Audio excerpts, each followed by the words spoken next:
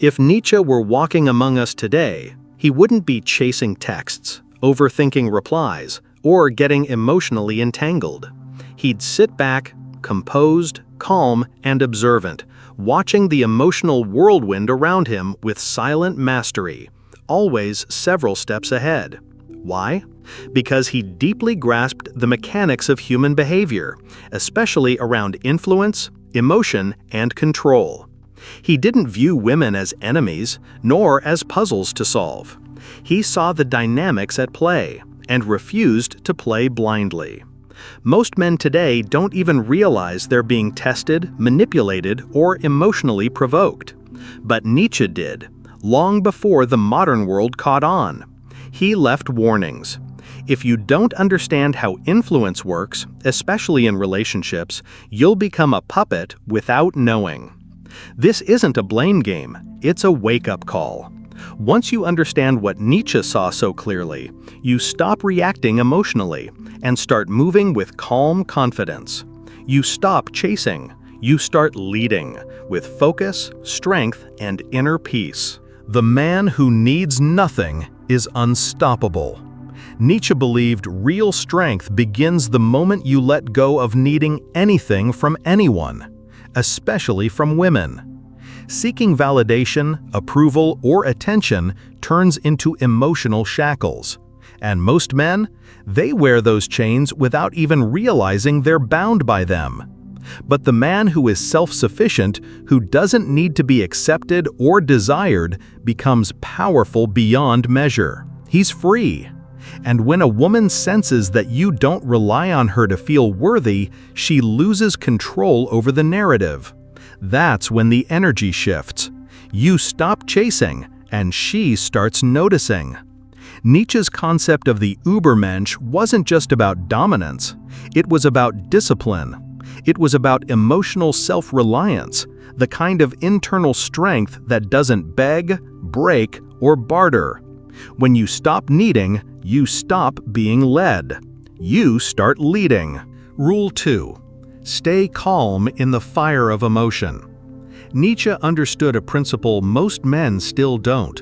When emotions erupt, the one who remains centered holds all the power. Women may challenge you emotionally, not to hurt, but to test, to see if you can be swayed. Why? Because reaction equals vulnerability. Once you argue emotionally, you've stepped into chaos, and she now has control. But if you rise above it, if you observe without reacting, speak without defending, remain still while the storm rages, that's power, that's control, that's presence. Calm isn't weakness, it's dominance in disguise. In a world where people scream, the one who whispers is the most heard. Don't fight emotion with emotion. Master stillness, and you'll command respect without saying a word. Rule 3. Confront your darkness before she does. Nietzsche said every person carries a shadow, the hidden parts of us we pretend don't exist. But here's the truth. What you ignore, someone else will find and use against you. In relationships, a woman, consciously or not, will test you for emotional cracks. She'll touch your insecurities, provoke your fears, remind you of your past. Not to destroy you, but to reveal if you've truly healed. If you haven't faced your own darkness, you'll crumble. But the man who has, the one who's looked his pain in the eye and come out stronger, that man becomes untouchable. When you own your flaws, no one can weaponize them. Nietzsche's strength wasn't just intellectual, it was spiritual. True power begins with brutal honesty and deep self-knowledge. Rule 4. Don't compete for her focus, compete with yourself. Nietzsche didn't believe in proving worth to the world. He believed in conquering the self. That means you don't lower your value by fighting for someone else's attention, especially not a woman's. The moment you try to impress her, you've already given her the upper hand. You've made her the prize and yourself the performer. But the man who focuses on his own growth, purpose, and discipline, he doesn't seek approval. He becomes undeniable. While others compete for attention, you compete with yesterday's version of yourself. You don't chase her, you chase your vision. And guess what? That's the kind of energy she can't ignore. Rule 5. Be a controlled threat, not a loose cannon. Nietzsche didn't admire weakness, but he also didn't respect reckless aggression. What he truly valued was power under control. Real strength isn't in outbursts or intimidation. It's in the man who could act out but chooses discipline instead. Women aren't drawn to chaos. They're drawn to potential danger wrapped in calm control. The overly agreeable man is overlooked. The erratic one is discarded. But the man with quiet intensity, who carries power like a concealed blade, he becomes unforgettable. He doesn't threaten. He doesn't need to.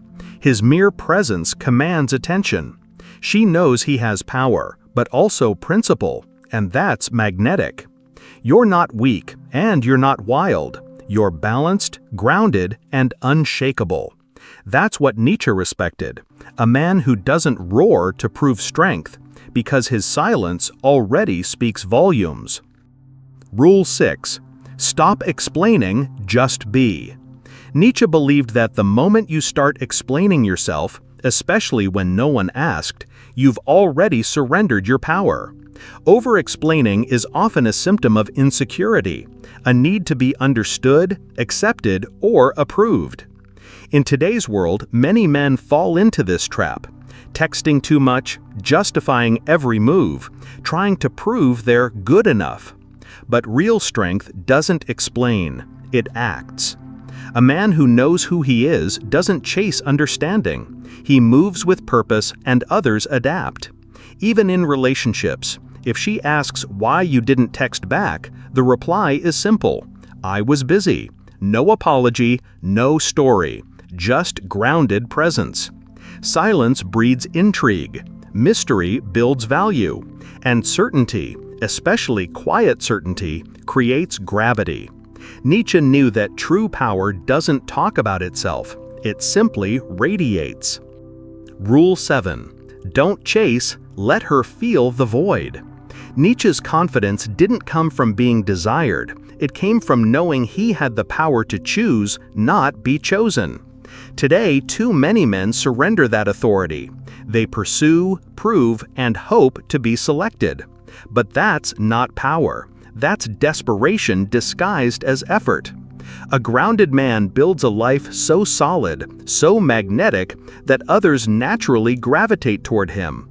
He doesn't beg for attention. He becomes the attention. He lives with purpose, values his time, and moves forward with or without validation. And the paradox?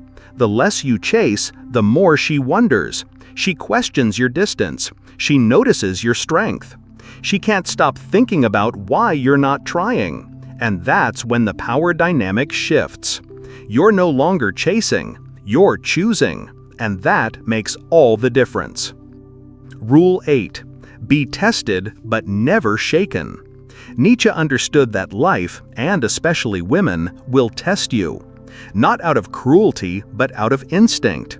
They want to know if the man in front of them is solid or shaky. A woman may press your buttons, provoke your emotions, or question your value. Not because she wants to hurt you, but because she wants to feel your foundation. Will you collapse under pressure, or will you stay centered?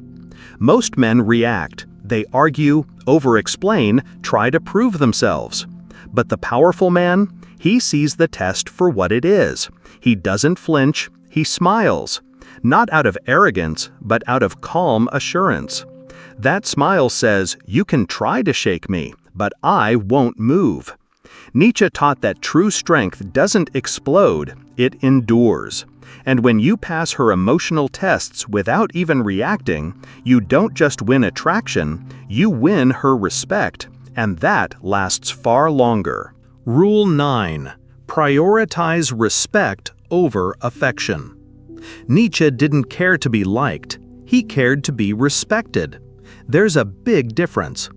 Affection is fleeting. It can be given today and gone tomorrow.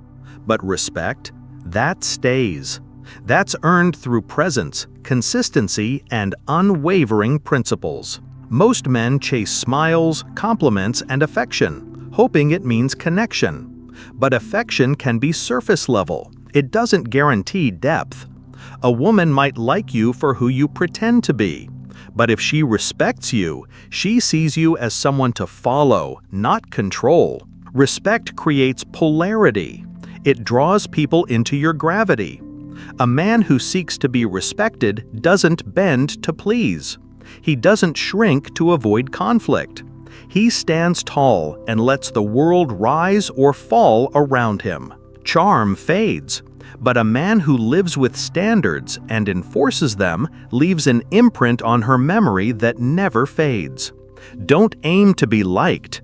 Be unforgettable. Rule 10. Let silence speak louder than words. Nietzsche saw silence not as absence, but as a strategic weapon. In a noisy world full of over-talking, the man who can hold his tongue holds the upper hand. Most men try to solve things with endless explanations and reactions. But the more you talk, the more you reveal. The more you react, the more you give away your power. Silence, when used with intent, creates tension, mystery, and gravity. It forces the other person to reflect, to sit in the discomfort of not knowing what you're thinking. That's when the power flips. She expects a reaction. You offer stillness. Now the battlefield belongs to her, and she's the one questioning herself. Nietzsche understood that the most powerful man in the room isn't the loudest. He's the one whose presence commands attention without uttering a word. When the world shouts, whisper, or, better yet, say nothing, and watch how people lean in. Rule 11. Let truth be your anchor, not emotion. Nietzsche believed that truth is objective, grounded, and unshakable, while emotion is fluid, changeable, and often deceptive. In relationships, emotions shift rapidly. What feels true in one moment can become distorted in the next. That's why a man must anchor himself in reality, not ride the emotional waves of others. Too often, men allow themselves to be pulled into arguments, accusations, or guilt trips, apologizing for things they never did, just to restore peace. But that's surrender. That's confusion disguised as compromise. If she calls you selfish, but you know you're simply focused, don't internalize the attack.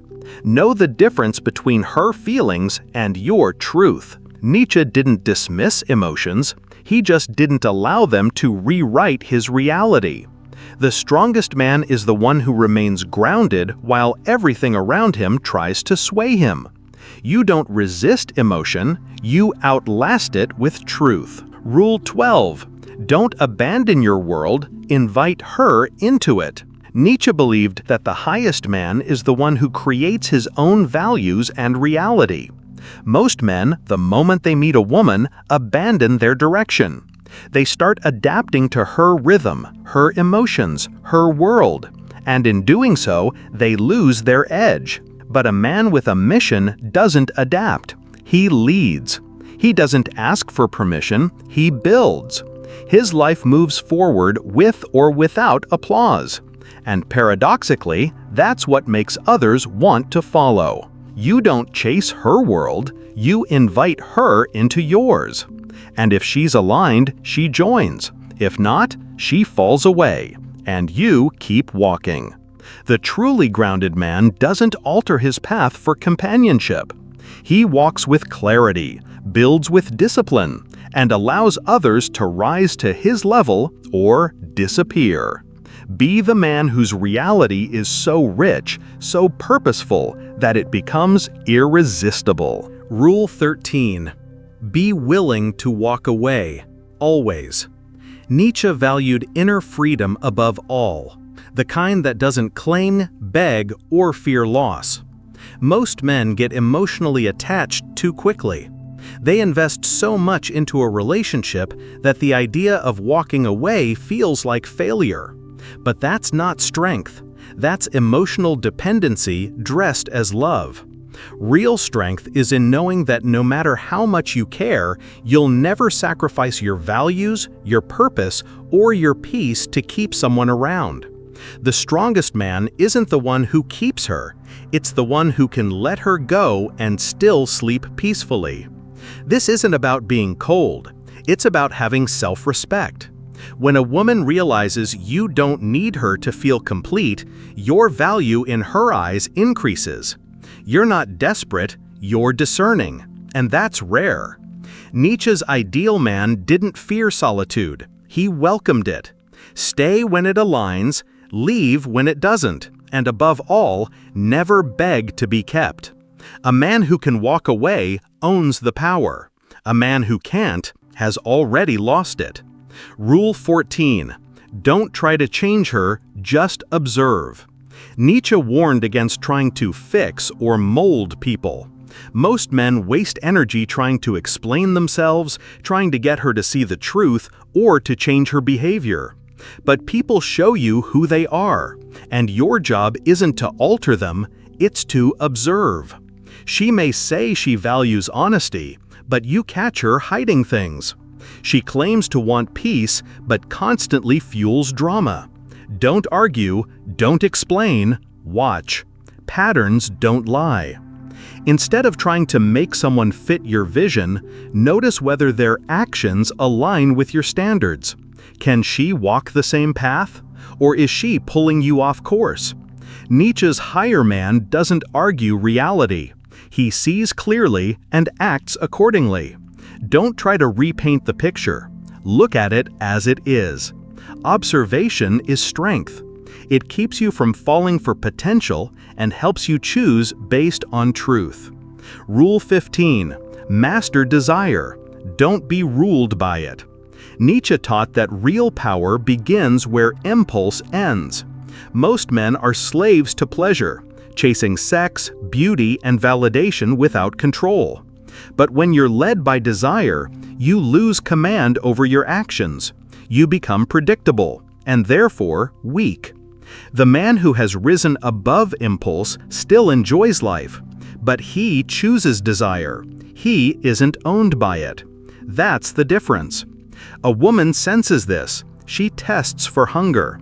And when she meets a man who doesn't chase, doesn't fold, doesn't need, it unsettles her and attracts her. It's not rejection, it's self-mastery. Nietzsche believed the highest use of energy wasn't for indulgence, but for creation. Put your focus on your mission, your vision, your purpose. Pleasure fades, but a man who controls both passion and restraint, he becomes a force. Rule 16. You are the prize. Act like it. Nietzsche didn't believe in chasing illusions. He believed in becoming something so focused, so strong, so magnetic that the world couldn't ignore it. Too many men pedestalize women, confusing beauty for value. But beauty is everywhere. Depth and power are rare. When you recognize your own worth, when you stop asking to be chosen and start choosing, everything changes. You stop chasing and start walking. You stop trying to prove yourself and start living as proof. She's attractive, sure. But what about you? Are you grounded? Are you building? Are you becoming something worth remembering? The man who walks like the prize doesn't need to say it. She sees it, she feels it, and she follows. You are not here to compete. You are not here to beg. You are here to lead. And Nietzsche's Übermensch wasn't waiting for a crown, he became it. Conclusion: rise, don't react. Nietzsche didn't waste time blaming women, the world, or society. He turned inward. He refined his thoughts, disciplined his emotions, and lived by a truth deeper than approval. This path isn't about hate, it's about transcendence. It's not about dominating others, it's about mastering yourself, becoming more than you were yesterday. That's the journey. Not to chase love, but to build presence. Not to avoid challenges, but to face them with clarity. Not to seek permission, but to own your mission. Let others play games, you rise above them. Let others seek attention. You build something they can't ignore. You are not a follower. You are not here to be chosen. You are the storm, and the storm never chases.